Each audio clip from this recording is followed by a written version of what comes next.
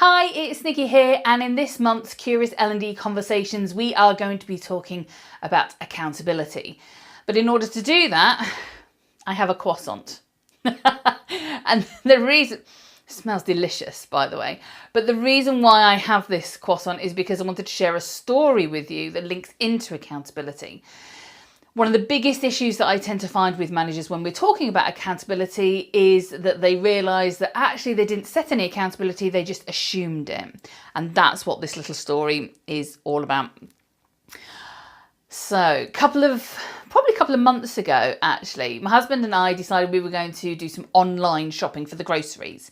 And we got into a pattern of where throughout the week I would put in things that I thought we need, like apples and bananas. And then on the day that we were going to order it, he would come along and what we call validate it, because that's the kind of language we use in our household. And on one particular evening, he'd come along and I'd put everything down that we wanted, including 4 croissants for the weekend and 2 pain au chocolats, Saturday and Sunday for the 3 of us. He came home. It was quite tired from the day, wasn't feeling particularly well. And towards the end of the day, I said, have you validated the order? And he just said, just go ahead and order it. So I did.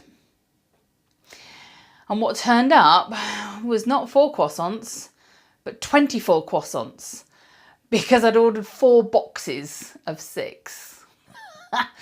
Now, in the grand scheme of things, this isn't the end of the world because we like our croissants and they freeze very nicely. But it got me thinking about, well, how did that happen? Where did that go wrong? So was it the app's fault? Was it the supermarket? Did they do it wrong? Did the delivery driver get it wrong? No, it was my husband's fault because he hadn't validated it.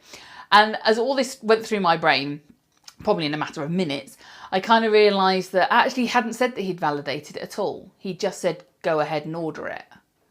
And I assumed that meant that he'd checked through it. So I clicked order and we got 24 croissants.